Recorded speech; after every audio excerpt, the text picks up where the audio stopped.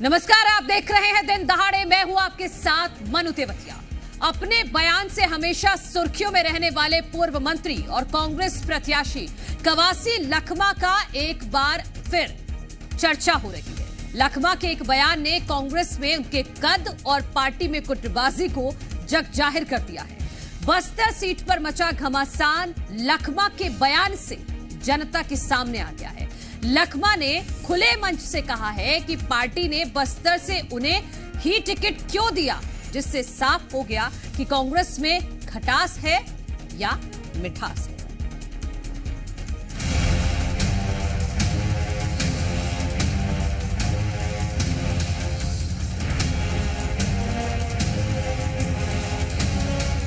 मुझे क्यों टिकट मिला? मैं तो टिकट नहीं मांगा, मेरा ये आपको दीपक बैज को दो।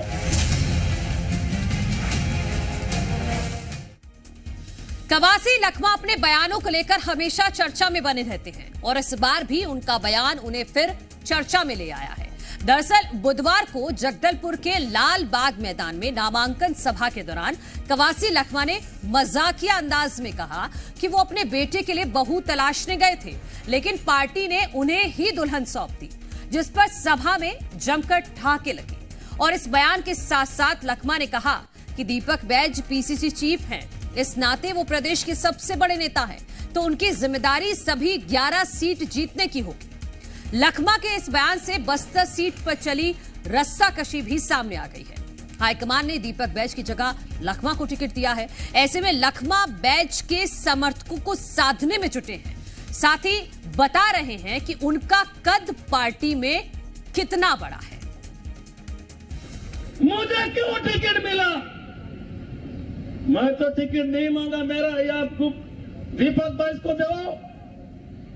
अगर प्रदेश अध्यक्ष है, हमारा छत्तीसगढ़ का सबसे बड़ा नेता हुई है, 11 सीट जीताना है। अगर तकलीफ होगा तो मेरा बेटा को टिकट दो।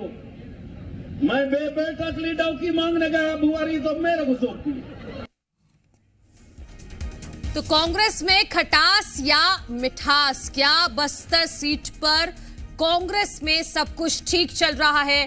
क्या कवासी लखमा और दीपक बैज के बीच सब कुछ ठीक चल रहा है? ये तमाम ऐसे सवाल हैं जो कवासी लखमा के इस बयान के बाद जिन्होंने जन्म ले लिया है, और इसी पर आज हम चर्चा करेंगे। मेहमान हमारे साथ जुड़ गए हैं, उनका परिचय आपसे करा देते हैं। कांग्रेस का पक्ष रखने के लिए डॉक्टर शिल्पा देवांगन जी हमारे साथ हैं, डॉक्टर किरण बघेल जी हमारे साथ हैं भारतीय जनता पार्टी का पक्ष रखने के लिए, अनिरुद्ध दुबे जी हैं वरिष्ठ पत्रकार। आप सभी का बहुत बहुत स्वागत है। डॉक्टर शिल्पा जी, मैं आपसे ही पहला सवाल लेती हूं। क्या बस्तर में, सीधा सवाल, कवासी लखमा और दीपक बैज के बीच में सब कुछ ठीक चल रहा है? नमस्कार। नमस्कार। देखिए, कांग्रेस बहुत पुरानी और बहुत बड़ी संगठनात्मक पार्टी है जो सभी बड़े नेताओं और कार्यकर्ताओं के बीच में समन्वय स्थापित कैसे करना है ये बहुत अच्छी तरीके से अपने अनुभव के हिसाब से जानती है। और केंद्रीय नेतृत्व और प्रदेश के तमाम नेता जो हैं वो आपस में समन्वय के साथ ही लोकसभा चुनाव लड़ेंगे। क्यों, देखिए, लोकसभा चुनाव बड़ा चुनाव होता है और इसमें संगठन चुनाव लड़ता है, कार्यकर्ता अहम भूमिका निभाते हैं। तो बड़े क्षेत्र में जब चुनाव लड़ना होता है तो कार्यकर्ता एकजुट होकर अपने उम्मीदवार के लिए, चाहे पार्टी किसी को भी टिकट दे, चाहे कवासी लखमा जी जो को टिकट आज इसलिए मिला है क्योंकि वो अनुभवी नेता, 6 बार के विधायक है, आदिवासी प्रमुख, आदिवासी चेहरा है। और मुख्य बात ये है कि बस्तर में लोकप्रिय चेहरा है, बस्तर की जनता उन पर विश्वास करती है। और नहीं तो दीपक बैज पे विश्वास नहीं करती क्या? वो तो सांसद थे वहां से।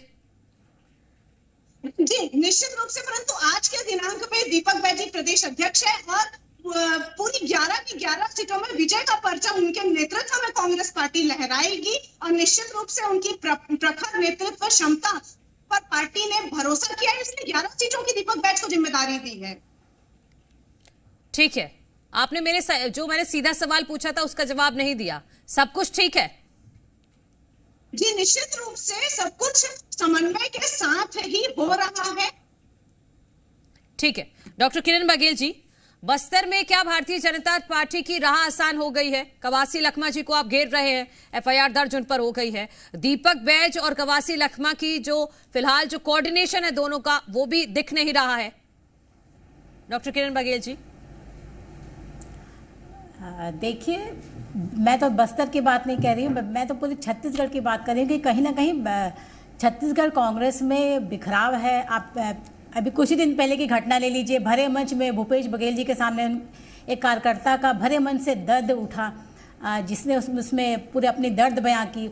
उसके बाद इनके ही कोषाध्यक्ष पे करोड़ों रुपए का गबन करने का आरोप लगाया गया। तो ये तो छत्तीसगढ़ महतारी को भी लूटते रहे और अपने घर को भी लूटने से बाज नहीं आए।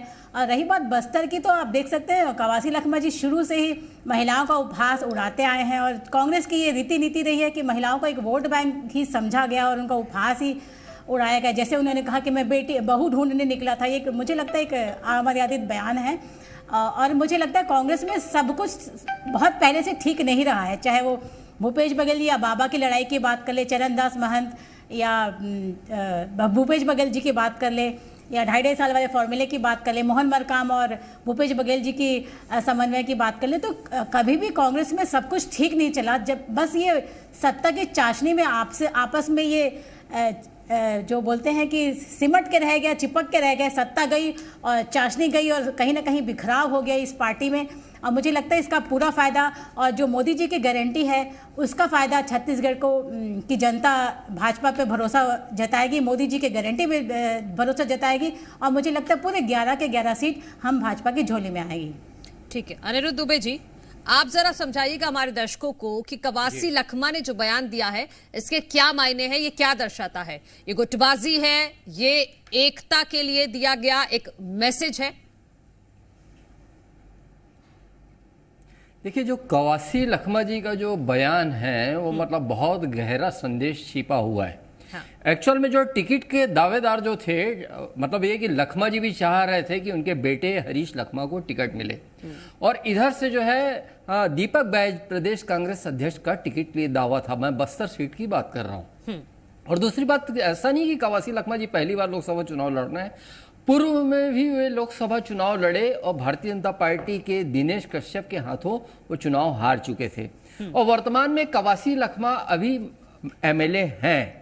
और दीपक बैज जी की मैं अगर कहीं बात करूं तो दीपक बैज जी जो हैं वर्तमान में सांसद हैं।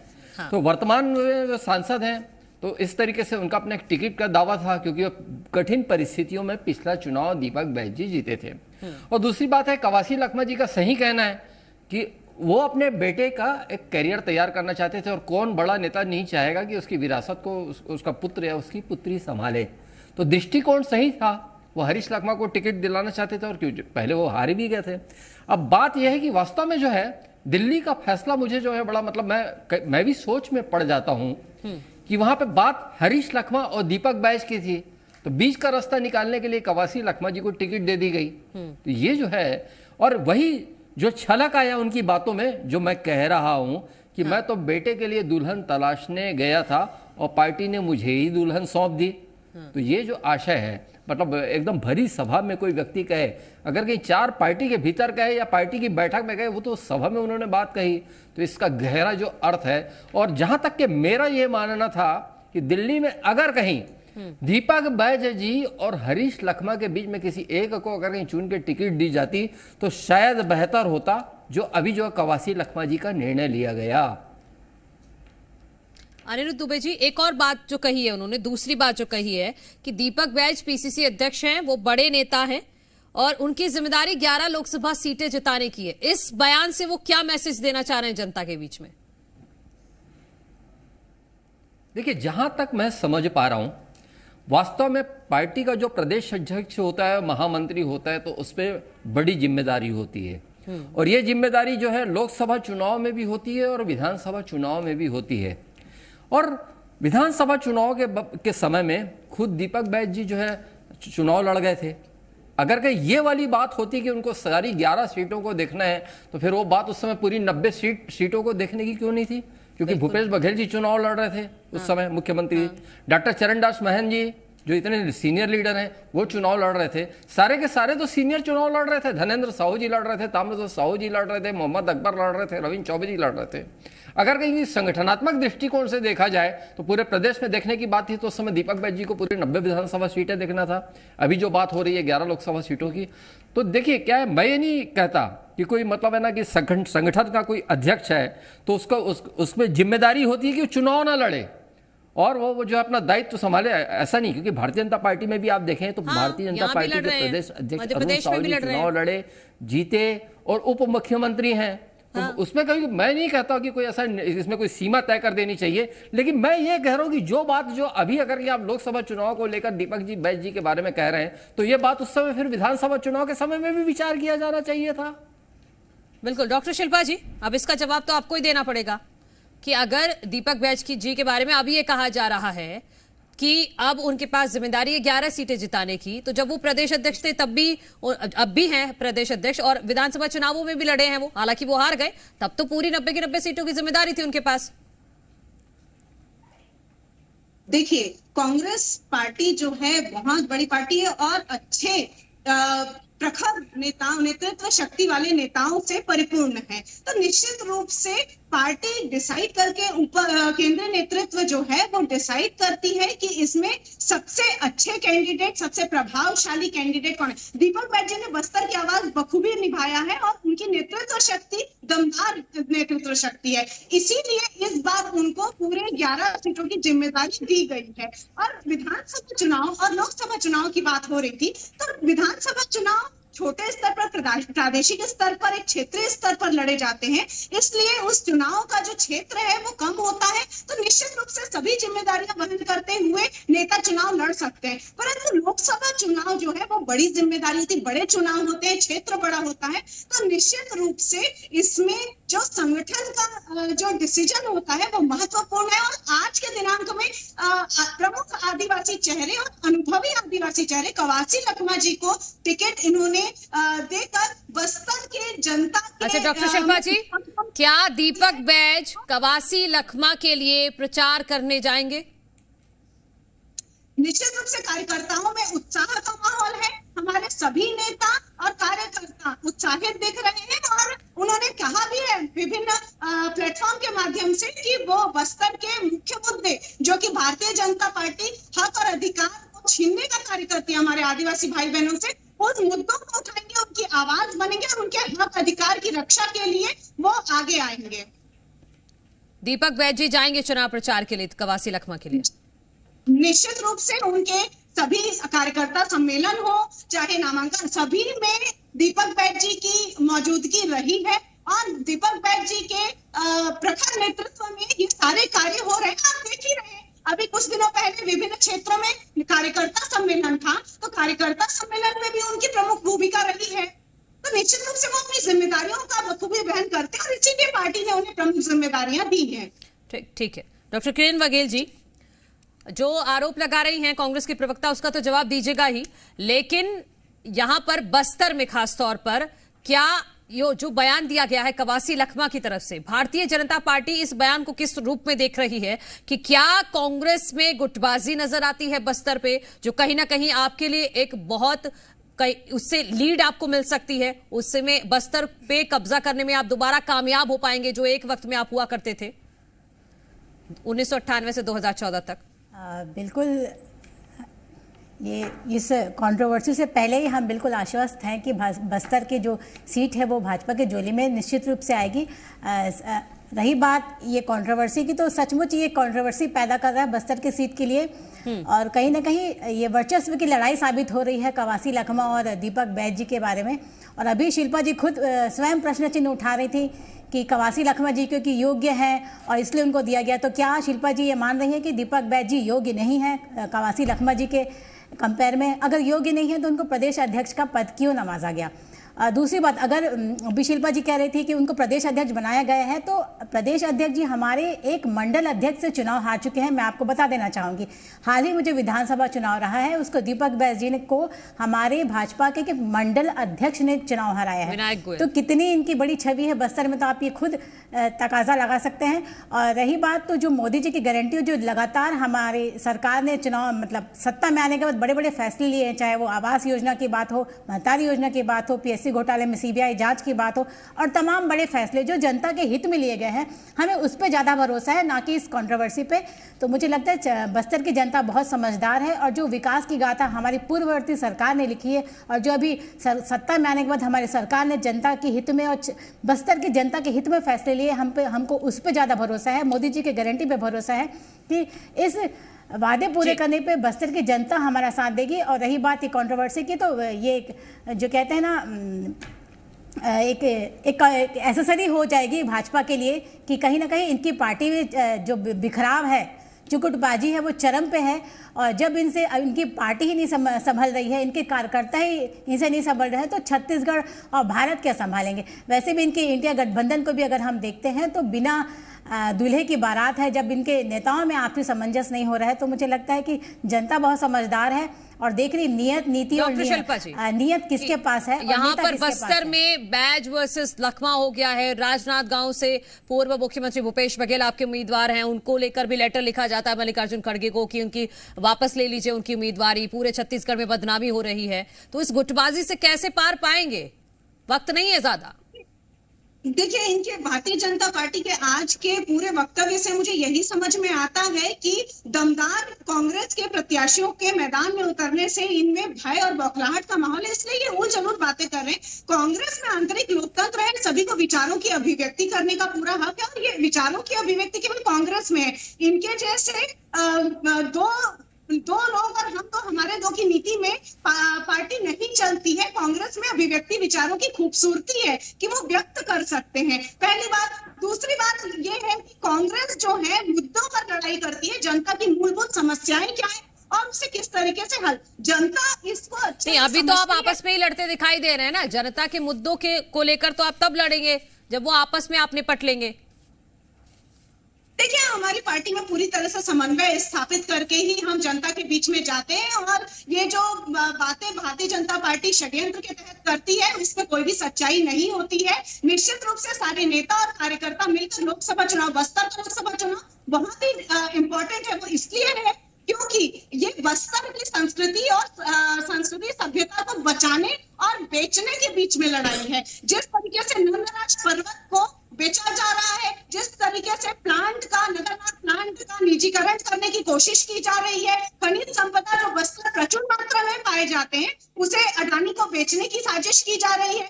साय सरकार बन गई, डबल इंजन की सरकार में वन संपदा जो नो-गो एरिया था उसे कटाई का माध्यम बना दिया गया है, और उसमें अवैध रूप से कटाई हो रही है। तो नो-गो एरिया जो कांग्रेस की सरकारें रखी थी उसको संरक्षण के लिए रखी थी, और जनता देख रही है और किस तरीके से अव्यवस्था करते हुए उस नो-गो एरिया को शिथिल करते हुए किस तरीके से जंगलों। डॉक्टर किरण बघेल जी, इन आरोपों का जवाब दीजिएगा आप। हाँ, पहले बात पूरी कर लीजिए डॉक्टर शिल्पा जी। तो जनता देख रही है, मैं यही कहना चाहूंगी, जमीनी स्तर पर जनता देख रही है कि इस प्रकार से नक्सलवाद भूपेश सरकार में 68% कम हो गया था। ये मैं नहीं कह रही हूँ, एनसीआरबी की रिपोर्ट आपने पिछले 5 सालों में देखी होगी कि भूपेश सरकार, कांग्रेस की सरकार ने 68%। डॉक्टर किरण बघेल जी, आप जवाब दीजिएगा, फिर मैं अनिरुद्ध के पास जाऊंगी।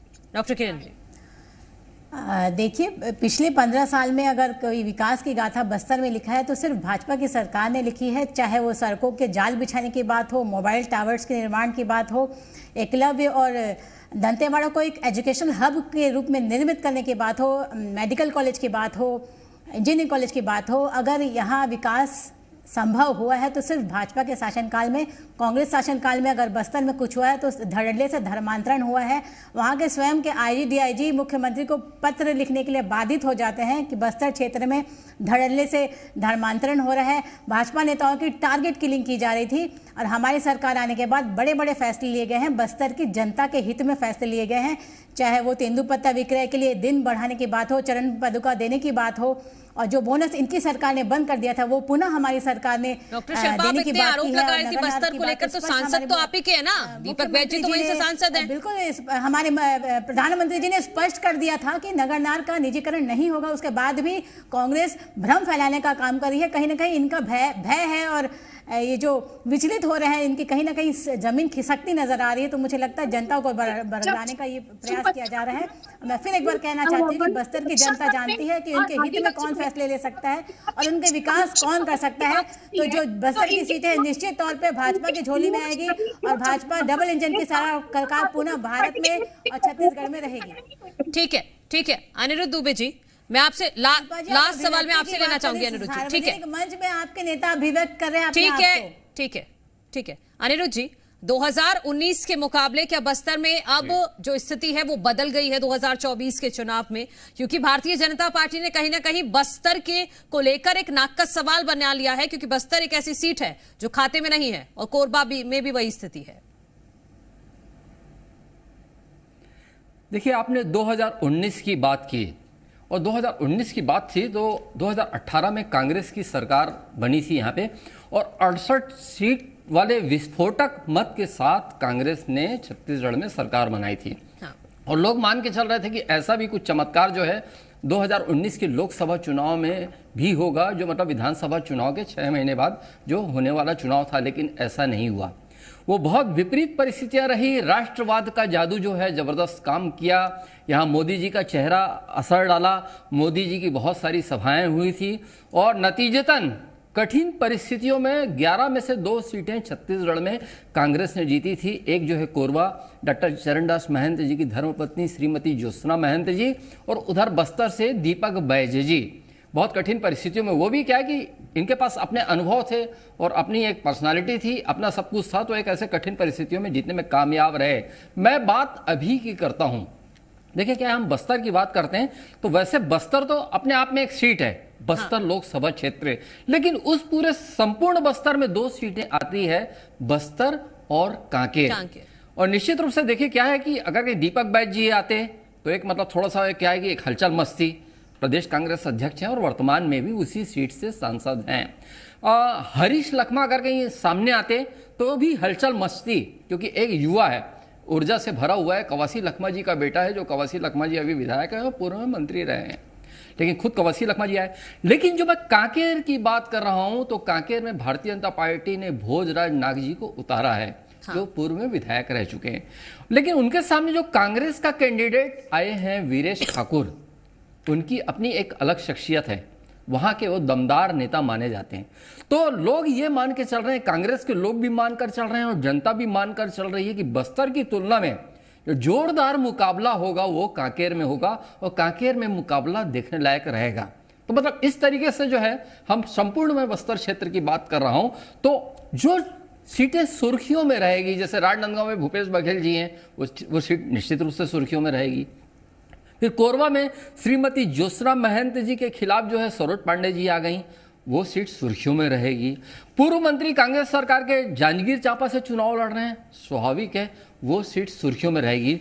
तो इसलिए कांकेर में 2 बड़े चेहरे और दमदार चेहरे हैं, तो वो सीट भी सुर्खियों में रहेगी। और ज्यादातर जो लोग, खुद बस्तर के लोग जो ज्यादा अपनी जो है रुचि दिखाएंगे या जानने का यत्न करेंगे, तो वो सीट होगी कांकेर सीट होगी। हाँ, ठीक है अनिरुद्ध दुबे जी, और आप दोनों का भी बहुत बहुत शुक्रिया भारतीय जनता पार्टी और कांग्रेस के पक्ष रखने के लिए और इस चर्चा में शामिल होने के लिए। तो अभी 2019 से बस्तर लोकसभा क्षेत्र की जो स्थिति है वो बदली हुई है, क्योंकि 8 विधानसभा क्षेत्र आते हैं, जिसमें 5 पर भारतीय जनता पार्टी का कब्जा है और 3 पर कांग्रेस का कब्जा है। और इस बार प्रत्याशी है कवासी लखमा, 2019 में दीपक बैज थे।